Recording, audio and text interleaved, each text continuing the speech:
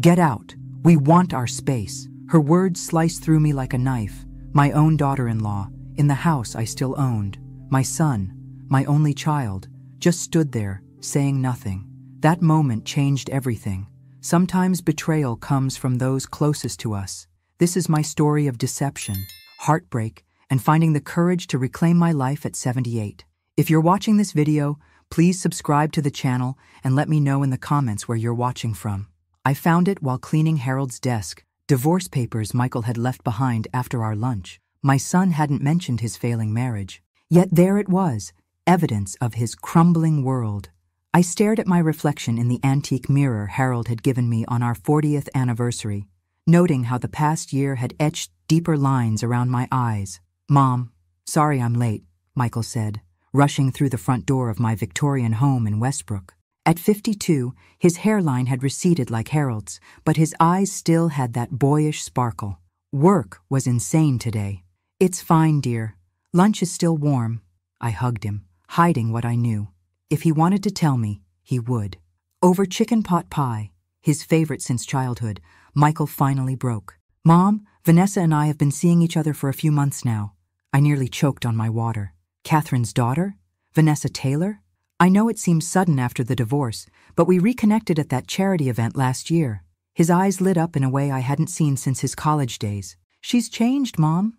I remembered Vanessa as a child, beautiful but entitled, always demanding attention. Catherine had always made excuses for her daughter's behavior.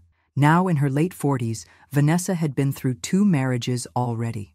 "I'm happy if you're happy," I lied, because that's what mothers do. 3 months later, they were engaged. 6 months after that, I found myself hosting their engagement dinner in my dining room, watching Vanessa parade around my home, eyeing my antiques like items on an auction block. "This chandelier must be worth a fortune," she commented, staring up at the crystal fixture Harold had installed himself. "It's not about the value," I replied.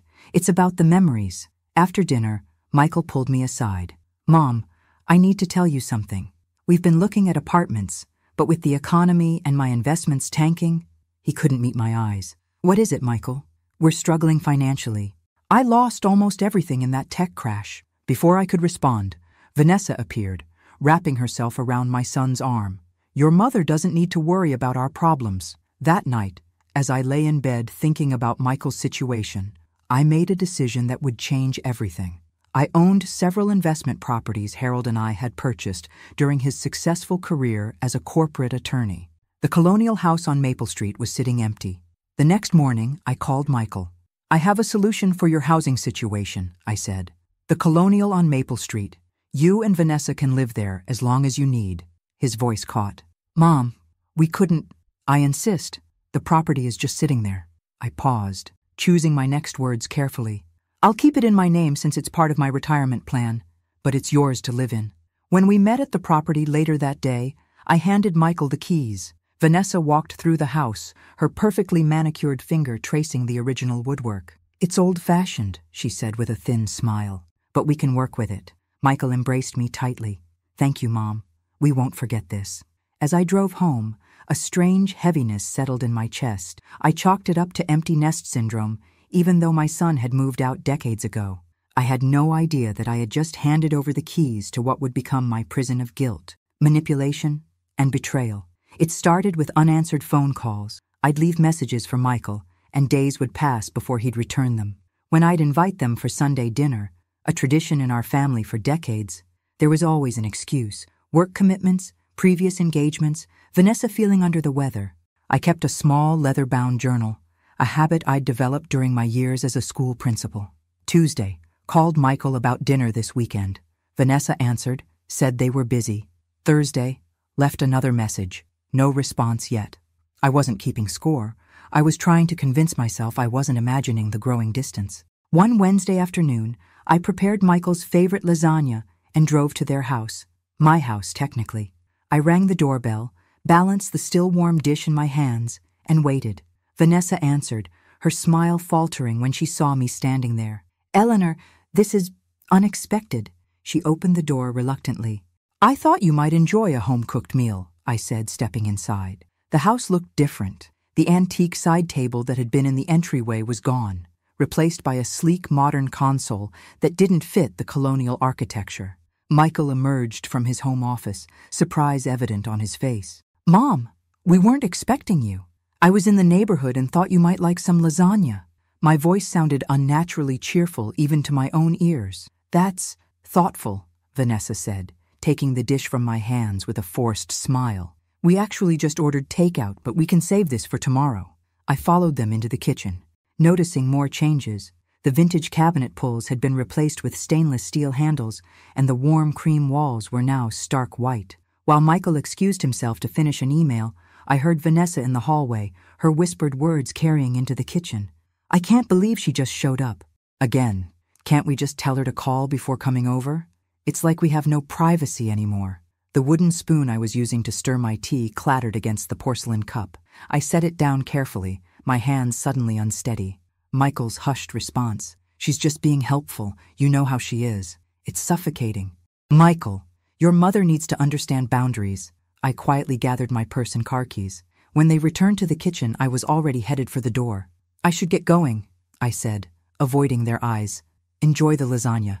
"Mom, you don't have to leave," Michael said, but the relief in his voice was unmistakable. On the drive home, tears blurred my vision.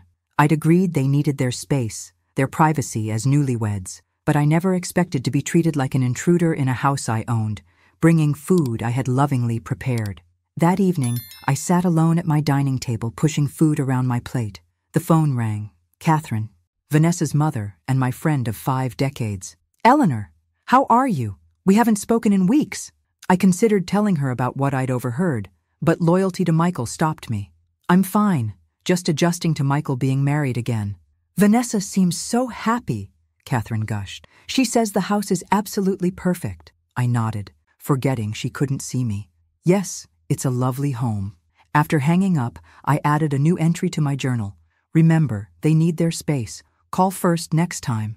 But the words felt like a surrender to something I couldn't quite name yet. Spring turned to summer, and with it, my relationship with Michael continued to wither like unwatered flowers. Our weekly phone calls became monthly. His visits, once reliable as clockwork, became rare events to be celebrated. When we did get together, I noticed a disturbing pattern. Vanessa dominated every conversation, often cutting me off mid-sentence. "So, I've been volunteering at the Literacy Center downtown," I began during one of our rare meals together. "Speaking of downtown," Vanessa interrupted, "Michael and I saw the most amazing modern art exhibition last weekend. You probably wouldn't have enjoyed it, Eleanor. Very avant-garde." Michael nodded, avoiding my eyes. The son who once asked for my opinion on everything from his college essays to his career choices now seemed unable to form independent thoughts in his wife's presence. November brought Thanksgiving, and I spent days preparing. I polished the silver that had been in Harold's family for generations, set the table with my best china, and cooked all of Michael's favorites. They arrived an hour late. Vanessa swept in wearing a designer outfit that seemed excessive for a family dinner, her eyes scanning my home critically. "This place is exactly the same," she said, running a finger along the mahogany sideboard. "Don't you ever think about updating, Eleanor? All these antiques make it feel like a museum." I forced a smile. I find comfort in familiar things. During dinner, Vanessa dominated the conversation with stories about their social circle, people I'd never met and events I hadn't been invited to. As I served pumpkin pie, Harold's recipe, Vanessa set down her fork and fixed me with a direct stare. "Frankly, Eleanor, a house this size for a person of your age, it seems dangerous and wasteful." The room fell silent. Even the grandfather clock in the hall seemed to hold its breath. "I managed just fine," I replied, my voice steady despite the knot forming in my throat. "There are some lovely retirement communities in Lexington," she continued. "Very upscale. You'd be around people your own age. I'm not ready for that yet." "Well, no one is ever ready to admit they're getting older." She laughed as if she'd said something witty. "But really, what are you going to do with all these antiques and heirlooms?" "I've always planned to pass them down to Michael," I said, looking at my son, who suddenly became very interested in his pie. Vanessa waved her hand dismissively. "We don't need to clutter our space with old things. They probably aren't worth much anyway." Michael cleared his throat, but said nothing to defend the family treasures he once admired, or the mother who had preserved them for him. After they left, I noticed my grandmother's diamond brooch was missing from the display cabinet in the living room. It had been there that morning when I dusted. I searched everywhere, telling myself I must have misplaced it, refusing to consider the alternative. That night I wrote in my journal, "Missing diamond brooch, also missing the son who would have once helped me search for it." My 79th birthday dawned bright and clear. I made coffee and checked my phone, expecting at least a message from Michael. Nothing. By noon, I'd received calls from several friends, including Patricia, my former colleague, but silence from my only child. He's probably planning something special, I told myself, remembering how Michael had always made a fuss over my birthdays. Even after Harold died, my son had maintained our family traditions, bringing cake and insisting we celebrate. By evening, still nothing. Determination overtook disappointment. I baked my own birthday cake, lemon with buttercream frosting, just as Harold used to make for me, and dressed in my favorite blue dress. I wasn't going to let Michael's forgetfulness ruin my day. I drove to their house, my house, with the cake on the passenger seat. As I turned onto Maple Street, I noticed several cars parked outside. Lights blazed from every window, and I could hear music playing. Confused, I approached the front door and rang the bell. The sound of laughter abruptly stopped. Footsteps approached, and Michael opened the door, his expression changing from festive to horrified in an instant. "Mom, what are you doing here?" I stood frozen, the cake suddenly heavy in my hands. Behind him, I could see a dining room table set for a dinner party, champagne glasses glinting under the chandelier. "It's my birthday," I said, the words sounding small and pathetic. Vanessa appeared beside him, glass in hand. "Eleanor, what a surprise!" Her voice was artificially bright. "Oh dear, is it your birthday? We had no idea." Through the doorway, I spotted Catherine among the guests, her expression a mixture of embarrassment and pity. Our eyes met briefly before she looked away. "We're celebrating Michael's promotion," Vanessa continued. "If only you'd called first, we could have included you in our plans." Michael at least had the decency to look ashamed. "Mom, I'm so sorry." With everything happening at work, I completely forgot. I handed him the cake, forcing my lips into a smile that felt like it might crack my face. "It's nothing. Enjoy your celebration. Congratulations on the promotion." "Won't you come in?" Michael asked, though his tone suggested he hoped I'd decline. No, I don't want to intrude on your party. I just thought—" My voice trailed off. What had I thought? That my son would remember the day of my birth? That I mattered enough to merit a phone call? "Another time, then," Vanessa said, already closing the door. "Happy birthday, Eleanor." I drove home carefully, tears blurring the road ahead. At a stoplight, I caught my reflection in the rearview mirror, an old woman alone on her birthday. Harold would have been devastated to see me like this, my strong, principled husband who had always taught Michael about respect and family. At home, I sat in darkness, no candles to blow out, no wishes to make. My phone dinged with a text message from Michael. "So sorry about tonight, Mom. Let's have dinner next week to celebrate your birthday. Love you." I didn't respond. Instead, I opened my journal and wrote, "Today I turned 79. Today I also realized that in my son's new life, there is no room for his mother." The tears finally came then. Not quiet and dignified, but wrenching sobs that left me gasping. I cried for the little boy who once made me birthday cards with crayon hearts, for the young man who drove 4 hours from college just to surprise me on my birthday, and for the middle-aged stranger who had forgotten me entirely. 2 months crawled by. Following Vanessa's protocol, I called ahead to schedule a visit, clutching the health insurance documents Michael had requested. Each ring of the phone tightened the knot in my stomach. "Eleanor," Vanessa answered, her voice cool and professional. "Yes, tomorrow at 2 would be fine." The next day, I arrived precisely on time, documents neatly organized in my leather portfolio, a gift from Harold on our 30th anniversary. The Colonial's driveway was cluttered with construction trucks, and a dumpster sat on what had once been my carefully tended front lawn. I navigated around a pile of debris to reach the front door, which stood ajar. Inside, the once elegant entryway was in shambles. Plastic sheets hung from doorways, and the air was thick with plaster dust. "Hello?" I called out, stepping carefully over power cords. Michael emerged from the living room, his dress shirt incongruous amid the chaos. "Mom, thanks for bringing those papers." "What's happening here?" I asked, trying to keep the alarm from my voice. Just some renovations, he said vaguely. Vanessa's in the back. Come on through. I followed him through the house, my heart sinking with each new discovery. The original hardwood floors were being covered with modern tile. The crown molding Harold and I had painstakingly restored was gone, but it was the bay window that stopped me in my tracks. Workers were removing the stained glass panels, vibrant blues and ambers that had cast jewel-toned light across the room for over a century. Michael, what are they doing with the stained glass? My voice came out as a whisper. Before he could answer, Vanessa appeared, wearing a hard hat like a fashion accessory. Eleanor, perfect timing. What do you think of our modernization project? I struggled to find words that wouldn't betray my horror. It's quite a change. We're bringing this old place into the 21st century, she said proudly. Those dated stained glass windows are the first to go. But those windows are what made Harold and I fall in love with this house, I said, watching as a worker carelessly placed one of the priceless panels against a wall.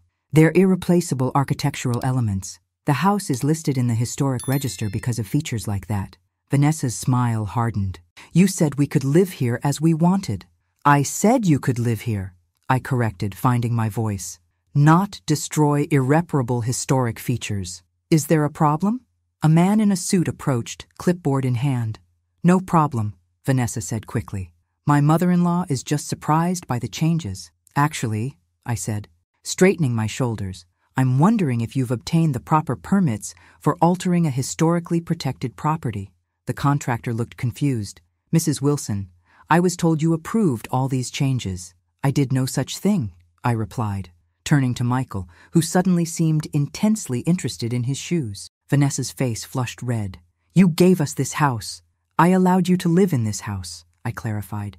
The deed remains in my name, which means legally you need my approval for structural changes. That's it, Vanessa exploded, her carefully cultivated poise vanishing.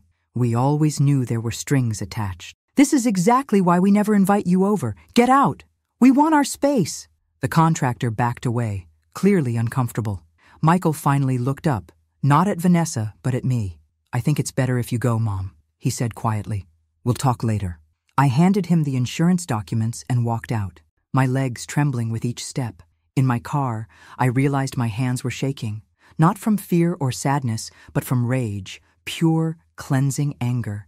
As I gripped the steering wheel, a clarity I hadn't felt in months washed over me. This wasn't about a house or stained glass windows. This was about respect, about boundaries that had been trampled for too long. I started the engine, my decision already made. The time for turning the other cheek was over. Eleanor, you need to check your financial statements, Patricia said, passing me a cup of tea. We sat in her sunlit kitchen, the one place I felt safe enough to break down completely. After leaving Michael and Vanessa's, I'd driven straight to Patricia's. My friend of 40 years, former colleague and retired attorney, listened without interruption as I recounted everything. The growing distance, the birthday debacle, and finally, the confrontation over the house renovations. This isn't just about them being rude, Patricia continued, her lawyer's mind already calculating angles I hadn't considered. Something doesn't add up. The renovation costs for what you described would be astronomical. Where is that money coming from if Michael claimed financial difficulties? The question hung in the air between us, unthinkable, yet demanding consideration. The next morning, I called Mr. Reynolds, my accountant since Harold's death. His response to my request for a meeting was immediate and concerning. I've been trying to reach you for months, Mrs. Wilson. 2 hours later, I sat across from him in his office as he spread papers across his desk. We've received several alerts about unusual activity, he explained, pointing to highlighted transactions. I sent multiple notices to your home address. When you didn't respond, I assumed they were errors, and you'd confirmed that directly with the banks. My stomach clenched. I never received any notices. He nodded grimly. That's what I was afraid of. What followed was a methodical uncovering of horror. Credit cards I'd never applied for opened in my name. Small withdrawals, $200 here, $500 there, from various accounts over 18 months, totaling more than $65,000. The pattern is telling, Mr. Reynolds said, showing me a calendar where he'd mapped the transactions. Most withdrawals occur within 24 hours of when your son and his wife visit you. I felt the blood drain from my face. That's impossible. There's more. he said reluctantly. I took the liberty of consulting with a private investigator I trust. He slid another folder toward me. He found these among your personal papers when he checked your home office yesterday. Inside were partially completed property transfer documents with what appeared to be my signature at the bottom. I never signed these, I whispered, staring at the careful forgery. The investigator believed you'd want to know immediately. Mr. Reynolds' voice was gentle but firm. Do you recall your son asking you to sign anything recently? A memory surfaced. Michael at my kitchen table 3 weeks earlier, a stack of papers between us. These are just insurance forms, Mom. Sign where I've marked while I take this call. I'd signed without reading, distracted by an urgent call from Catherine about her husband's health. What do I do? My voice sounded strange to my own ears. First, we secure your assets, Mr. Reynolds said decisively. Then we document everything. You'll need to decide if you want to pursue criminal charges. Criminal charges. Against my only child. The words seemed to belong to someone else's nightmare. As Mr. Reynolds outlined security measures, a thought surfaced through my shock. Harold would be heartbroken, but not surprised. He'd always worried about Michael's lack of financial discipline, his tendency to be influenced by stronger personalities. One more thing, Mr. Reynolds added, closing the folders. The investigator noticed your mail appears to have been tampered with. I suggest we redirect all your financial communications to a P.O. box immediately. On the drive home, I passed the Colonial on Maple Street. My property, my investment, my mistake. The construction trucks were still there, dismantling history piece by piece, just as Michael and Vanessa had been dismantling me. That night, I didn't write in my journal. Instead, I opened my safe and removed Harold's pocket watch, the one possession he'd asked me to keep close. Inside the case was his favorite quote, inscribed in his careful handwriting, "Courage is not the absence of fear, but the triumph over it." For the first time in months, I slept without tears. The market is surprisingly strong right now, Richard, my real estate broker, explained as we sat in his office. Properties in historical districts are particularly desirable. 3 days had passed since my meeting with Mr. Reynolds. 3 days of careful planning, of quiet rage, of rediscovering my backbone, the one I'd worn proudly during 30 years as a school principal, but had somehow misplaced in widowhood. I want a discreet sale, I explained. Private listings only, serious buyers. Richard nodded, making notes. And the current occupants? My lawyer will handle the notification requirements. Mr. Goldstein had been clear. As the legal owner with no formal rental agreement in place, I needed to notify the occupants of my intent to sell, but I wasn't obligated to offer them first refusal or detailed timelines. May I ask what prompted this decision? Richard's eyes were kind behind his glasses. We'd known each other since he sold Harold and me our Victorian home decades ago. Let's just say I'm simplifying my investment portfolio, I replied, the half-truth bitter on my tongue. That afternoon, I made 2 more appointments. One with the bank to secure new accounts that only I could access, and another with an art teacher. If I was rebuilding my life at 79, I might as well explore the watercolor painting I'd always wanted to try. The formal notification letter to Michael and Vanessa went out the next day, certified mail with signature required, exactly as Mr. Goldstein had advised. The language was straightforward. This letter serves as official notification that the property at 247 Maple Street may be listed for sale. Further information will be provided as it becomes available. I imagined Vanessa's face when she opened that envelope. The thought brought me no joy, only a grim satisfaction that I was finally taking action. Meanwhile, the financial specialist hired by Mr. Reynolds documented each unauthorized transaction, building a case that could be presented to authorities if needed. The evidence was overwhelming. My identity had been used to open 3 credit cards. My accounts had been systematically drained in small increments. My mail had been intercepted to hide the evidence. All roads led to Michael and Vanessa. That Friday, I attended my first watercolor class at the community center. Surrounded by fellow seniors, I dipped a brush into azure blue and made my first tentative stroke across the paper. The color bloomed and spread, unpredictable and beautiful. "That's it," encouraged the instructor, a gentle woman with silver hair. "Don't try to control it completely. Water has its own ideas." I thought about how I'd tried to control everything after Harold died. My grief, my loneliness, my fear of being a burden to Michael. How that control had become a kind of surrender to Vanessa's manipulations. Michael's distance, no more. That evening, Patricia called. "How are you holding up?" "I'm painting," I said, surprising both of us with a small laugh. "Terribly, but I'm painting." "Eleanor Wilson, artist. I like it." Her tone shifted. "Any response to the letter?" "Not yet." "Brace yourself," she warned. "People like Vanessa don't give up easily." Patricia was right. The next morning, my phone rang. Catherine's number. "Eleanor?" Her voice was strained. "Vanessa just called me, very upset. She said you're selling their house without warning." "That can't be right." "It's my house, Catherine," I replied calmly. "And they received formal notification yesterday." "But they've made it their home. They've invested so much in renovations." "Unauthorized renovations to a property they don't own." Silence stretched between us, decades of friendship suddenly thin as tissue paper.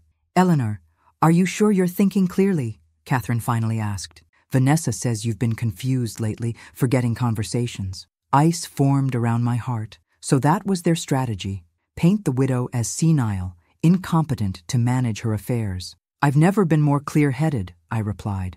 "Perhaps you should ask your daughter about the credit cards opened in my name, or the $65,000 missing from my accounts." This time, the silence had a different quality. "I need to go," Catherine said finally. I'll call you later." I hung up and stared at my half-finished watercolor, blue bleeding into purple, creating something entirely new at the edges. The first post appeared on a family support forum. "Worried about elderly mother-in-law being manipulated by unscrupulous advisors. How can we protect her assets from people taking advantage of her confusion?" Catherine forwarded it to me with a simple message. "Is this what I think it is?" It was Vanessa's opening salvo, carefully worded to avoid defamation, yet specific enough that anyone who knew us would recognize the situation from her distorted perspective. More posts followed on various platforms. In Vanessa's narrative, I was a confused elderly woman being coerced by financial vultures into selling property out from under my loving family. Michael was portrayed as the devoted son trying to protect his vulnerable mother while respecting her independence. The comments were predictably sympathetic to Vanessa's version. "You might need to consider guardianship proceedings and document her confusion for the courts." I showed the posts to Mr. Goldstein, who merely raised an eyebrow. "Predictable and inadvisable," he commented. "She's creating a digital paper trail of her intentions." On Thursday evening, my doorbell rang unexpectedly. Catherine stood on my porch, looking uncomfortable. "May I come in? I think we need to talk." I led her to the living room, where we'd shared countless cups of tea over 5 decades of friendship. Today, I offered nothing. "Vanessa and Michael had a meeting with Dr. Sutton yesterday," she began, without preamble. "The geriatric specialist?" She nodded, unable to meet my eyes. "They're exploring options for evaluating your capacity to manage your financial affairs." Though I'd suspected as much from the online posts, hearing it confirmed sent a chill through me. "I see," I said, surprised by how steady my voice remained. "And what do you think about that, Catherine?" She looked up then, her expression troubled. "I don't know what to think anymore. Vanessa says you've been acting erratically, forgetting conversations, making accusations, but you seem perfectly fine to me right now." "Perhaps because I am fine," I replied. "Perhaps because the only thing that's changed is that I've stopped allowing them to take advantage of me." I offered Catherine the folder Mr. Reynolds had prepared, a timeline of the financial fraud with supporting documentation. She hesitated before taking it. "I can't believe Vanessa would do something like this," she whispered, though her tone lacked conviction. Neither could I, at first. I watched her flip through bank statements, credit reports, the forged property transfer documents. But the evidence is quite clear. Catherine's hands trembled slightly as she closed the folder. "There must be some explanation." "I'm sure Michael and Vanessa will have several," I said. "The question is whether you'll believe them or your own eyes." After she left, I stood at the window watching her drive away. Our friendship hung in the balance now. Catherine had always made excuses for Vanessa's behavior, from childhood tantrums to adult manipulations. Would evidence finally open her eyes? The next day, Richard called with news that a potential buyer wanted to view the property. "They're only in town for the weekend. Is there any way to arrange a showing?" According to Mr. Goldstein, I was required to give Michael and Vanessa reasonable notice for showings. I called immediately. Michael answered, his voice tight. A showing? Mom, we're in the middle of renovations. The renovations you didn't have permission to undertake, I reminded him. The buyers are only available tomorrow at 11. This is ridiculous. We can't just leave on your schedule. Vanessa has a brunch planned. The notification will be delivered formally this afternoon, I said, keeping my voice even. I do hope you'll make the property presentable. That night, I received a text from Catherine. We need to talk again. Tomorrow after your house showing? So she'd heard about it already. The lines of communication between mother and daughter remained open, despite what she'd seen in my documentation. I replied with a simple yes, and tried to quiet the voice in my head that whispered I was about to lose my oldest friend, along with my only child. They've offered 15% above asking, Richard said, his voice crackling through my phone's speaker. With one condition, occupancy within 60 days. 2 months had passed since the first showing. 3 serious buyers had toured the property, each time with Michael and Vanessa making the experience as uncomfortable as possible, pointing out structural problems that didn't exist, mentioning neighborhood crime that never happened, leaving personal items strewn about to create an impression of permanent occupancy. Despite their efforts, the Colonial's elegant bones and historic pedigree had attracted a retired couple from Chicago, art collectors who saw past the half-finished modern renovations to the home's true potential. It's an excellent offer in this market, Richard continued. Shall I accept? I glanced at the calendar on my kitchen wall.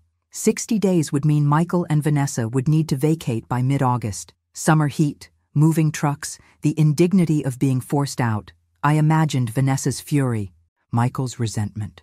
Accept it, I said decisively. Have Mr. Goldstein prepare the formal notice for the current occupants. As I hung up, my house phone rang. The specialist investigators had installed with a new, unlisted number. Mrs. Wilson? This is Rose Martinez. I used to work as your husband's assistant at the firm. The name triggered an immediate memory. A competent young woman who had organized Harold's chaotic office with military precision. Of course, Rose. How are you? I'm fine, but I'm calling about you. I saw some concerning posts online that seemed to reference your situation. Her voice dropped. I recognized your daughter-in-law's name. Vanessa Taylor, right? Yes, I confirmed, curious where this was leading. Mrs. Wilson, I don't know if you remember, but before I worked for Mr. Wilson, I was at Brighton Bank. I recognized Ms. Taylor because, well, there was an incident. My hands tightened around the phone as Rose explained. Years ago, while working at the bank, Vanessa had been investigated for financial misconduct involving an elderly client. The case had been dropped due to insufficient evidence, but Rose remembered it clearly because Harold had been involved, offering pro bono legal counsel to the alleged victim. After I came to work for your husband, I realized he kept a file on Miss Taylor. He never mentioned why, but he updated it periodically. A file? I echoed, mind racing. Do you know what happened to it after he died? That's why I'm calling. When I saw those posts, I checked my personal records. I kept copies of certain sensitive files when the firm closed after Mr. Wilson's death. Standard procedure for legal assistance. I have the Taylor file. Within hours, a courier delivered a sealed envelope to my door. Inside was Harold's distinctive handwriting on manila folders, organized with his typical thoroughness. Taylor V. Potential financial elder abuse, monitor. Harold had compiled a detailed history of Vanessa's employment at 3 different financial institutions, each stint ending under murky circumstances. Though never charged, she had been the subject of internal investigations at each workplace, always involving elderly clients with substantial assets. Most chilling was Harold's personal note, dated 2 months before his death. Catherine's friendship with Eleanor complicates matters. However, should VT ever become involved with the Wilson family finances, this file should be immediately provided to authorities. My hands shook as I read his warning from beyond the grave. Harold had seen what I hadn't, the pattern, the risk, the predatory nature behind Vanessa's carefully cultivated charm. He'd tried to protect me even after he was gone.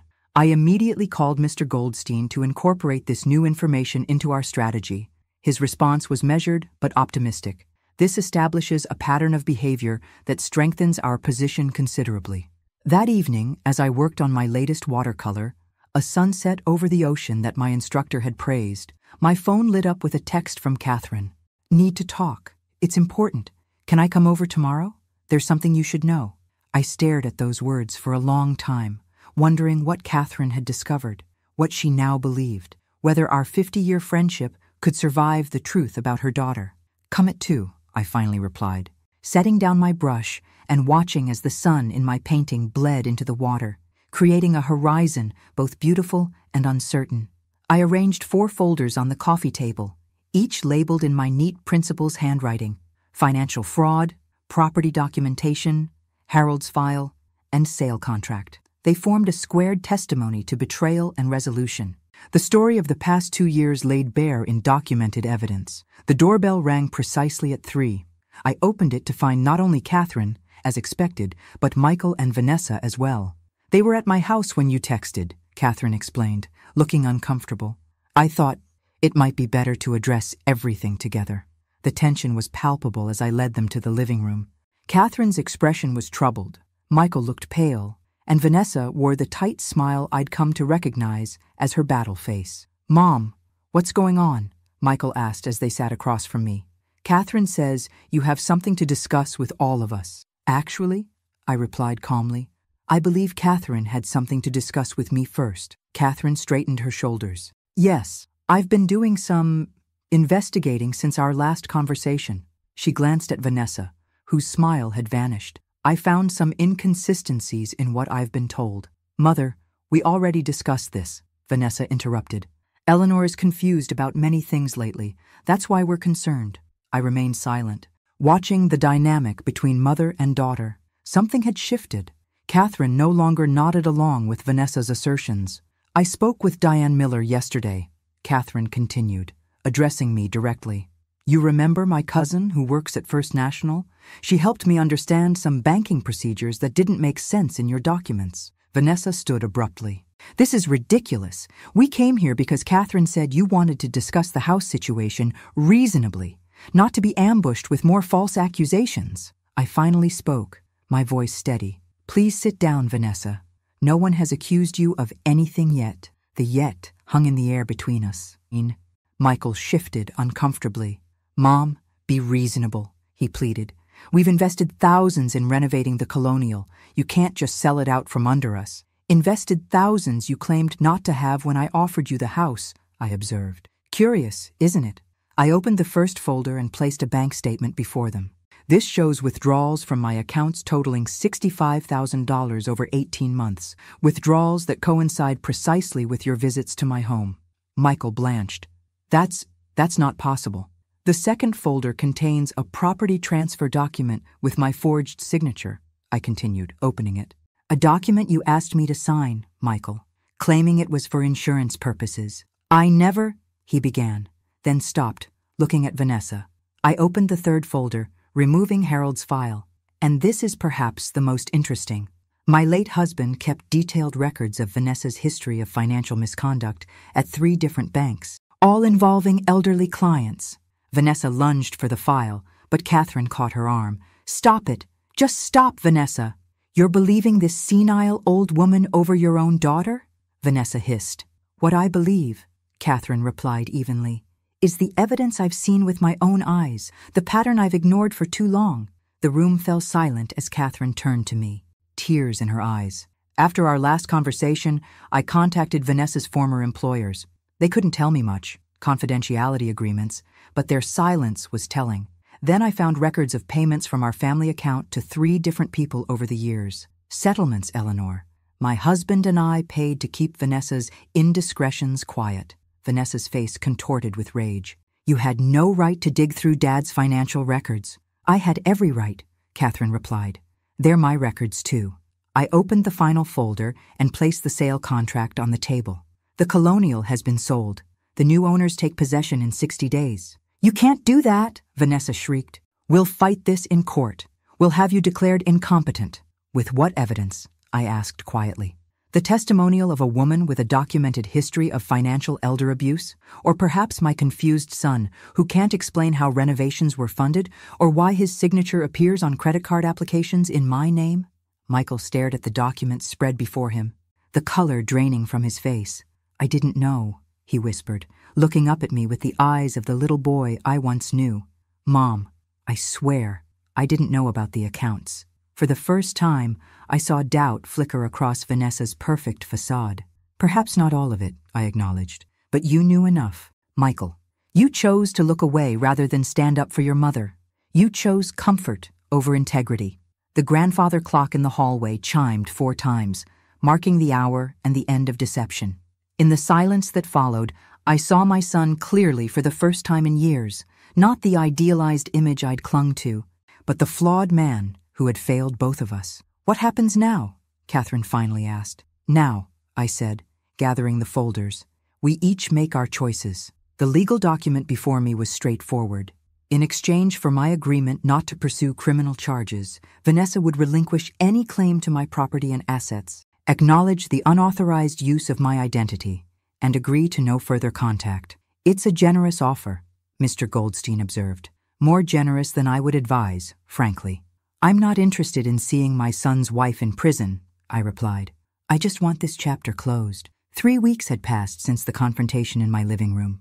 3 weeks of careful negotiations through attorneys, of long conversations with Catherine as we rebuilt our friendship on honesty rather than loyalty, of silence from Michael.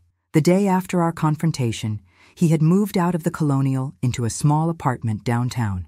His divorce filing made the local papers, a minor scandal in our social circle, but nothing compared to what would have happened had I pressed charges. I signed my name to the agreement, watching as Mr. Goldstein's assistant notarized it. The action was anticlimactic after months of drama, yet I felt an unexpected lightness as I set down the pen.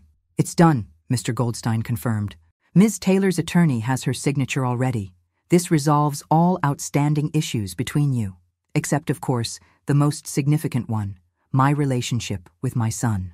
That evening, Catherine came for dinner, our first attempt at normalcy after the upheaval. Vanessa's moving to Arizona next week, she said, helping me clear the dishes afterward. My sister is letting her stay while she figures things out. How are you handling it? I asked, genuinely concerned for my friend. Catherine sighed, leaning against the counter. Some days are harder than others. I keep asking myself how I missed the signs, how I enabled her behavior for so long. We see what we want to see in our children, I replied, thinking of Michael. Have you heard from him? I shook my head.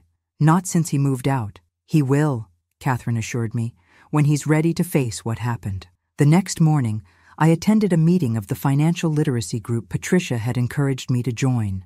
Seniors who had experienced financial exploitation sharing their stories and resources. The facilitator, a retired banker named Thomas, had invited me to speak about my experience. Standing before the group of 15 elderly men and women, some still visibly shaken by their ordeals, I felt a surge of purpose. My name is Eleanor, I began, and until recently, I believed that being kind meant being passive, that loving my family meant accepting whatever treatment I received.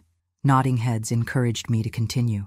My late husband once told me that integrity is not just about honesty, but about wholeness, being fully yourself without compromising your values. It took me 79 years and a devastating betrayal to understand what he meant. For the next hour, I shared my story, not just the fraud and manipulation, but the emotional journey from confusion to clarity, from hurt to action. When I finished, the room was silent for a moment before an elderly man spoke up. How did you find the courage to confront your own son? The question pierced me. I realized that by allowing his behavior to continue, I wasn't helping him. True love means holding people accountable, not enabling their worst instincts. As the meeting dispersed, several members lingered to share their stories with me privately.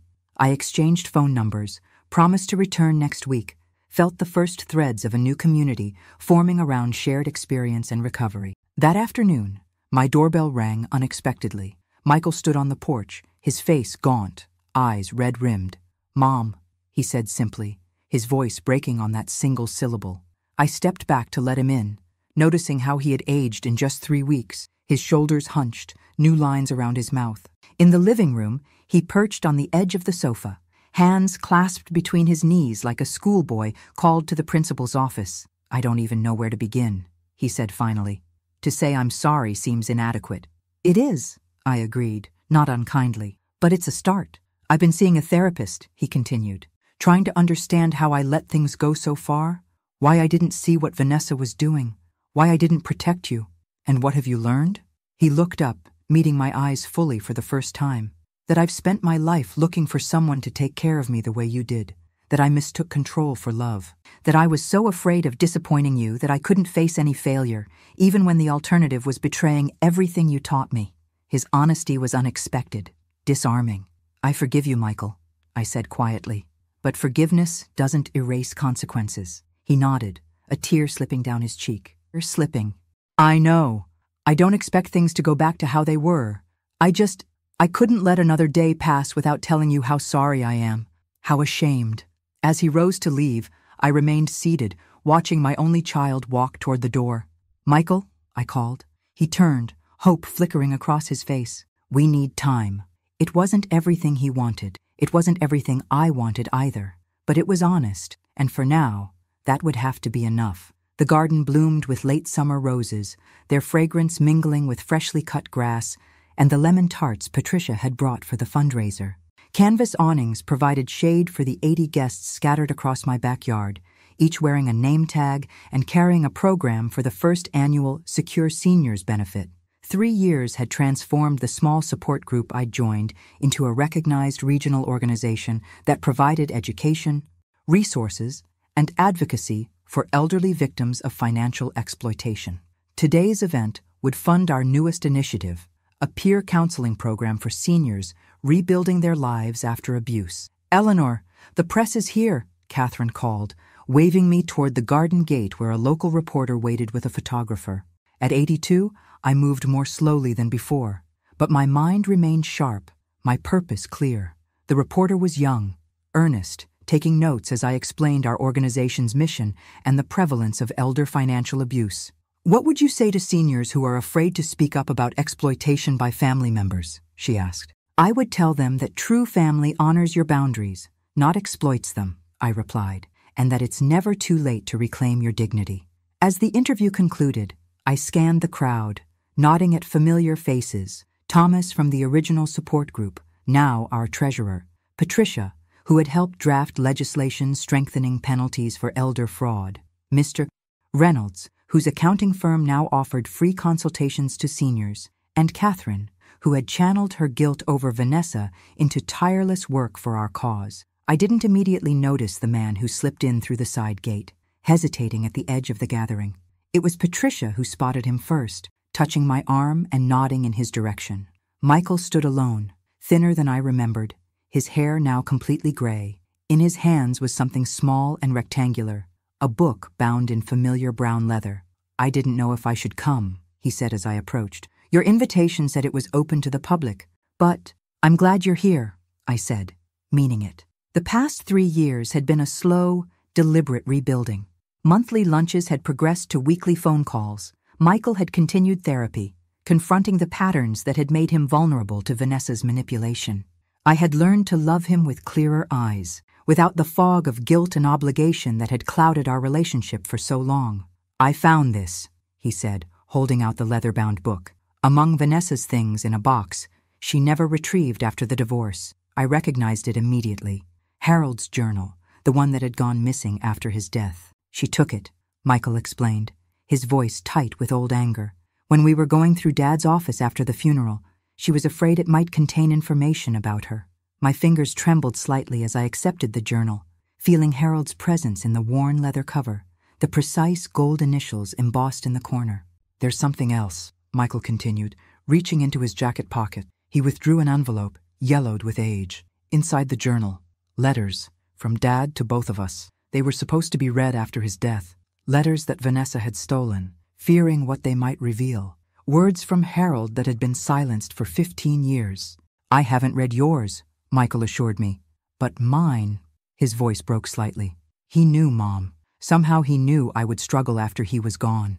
He warned me to value integrity over comfort, to remember that true wealth isn't measured in possessions. A lesson Michael had learned the hardest way possible. Around us, the fundraiser continued. Strangers and friends united by common purpose, the organization that had grown from my personal pain, now helping dozens of seniors reclaim their lives. Would you like some lemonade? I asked, nodding toward the refreshment table. Patricia brought those lemon squares you always liked. It was a small invitation, insignificant compared to the breach that had separated us. Yet as Michael nodded and fell into step beside me, It felt like the closing of a circle. We joined a table where Catherine sat with Thomas and his wife. Introductions were made, conversation flowed. Michael listened intently as Thomas described our latest initiative, offering suggestions from his experience as a project manager. "You should come to our next planning meeting," Catherine suggested. "We could use someone with your organizational skills." Michael glanced at me, questioning. "It's a good idea," I agreed, "if you're interested."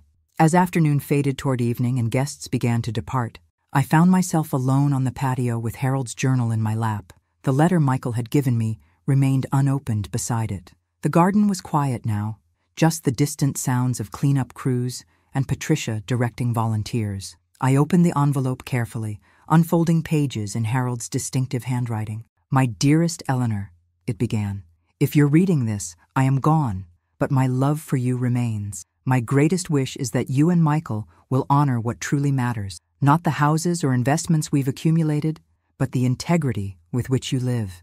Tears blurred the words, but I continued reading Harold's final guidance, his hopes for us, his faith in my strength. In the final paragraph, he wrote, "Remember that it's never too late to begin again, to stand firmly in your truth, to create a life that reflects your values rather than others' expectations." I closed the letter as the setting sun cast long shadows across the garden. Harold had been right, as he so often was. It wasn't too late. Not at 79 when I'd finally stood up for myself, not at 82 as I helped others do the same. "Mom?" Michael appeared at the patio door. "Need any help with these last tables?" "That would be nice," I said, tucking the letter into the journal and rising to stand beside my son. As we worked together in companionable silence, I thought about the long journey that had brought us here, the betrayal and pain, yes, but also the clarity and purpose that had emerged from it. I thought about the colonial house, now lovingly restored by its new owners who had reinstalled vintage stained glass windows similar to the originals. I thought about Vanessa, who according to Catherine was working at a resort in Arizona, still searching for shortcuts to security. Mostly, I thought about the words I now shared with every senior who came to our organization looking for help. Life is too long to carry resentment, and too short to waste on people who don't recognize your worth. It had taken me 82 years to fully understand that truth. But as Harold would say, better late than never. Thanks for listening. Don't forget to subscribe and feel free to share your story in the comments. Your voice matters.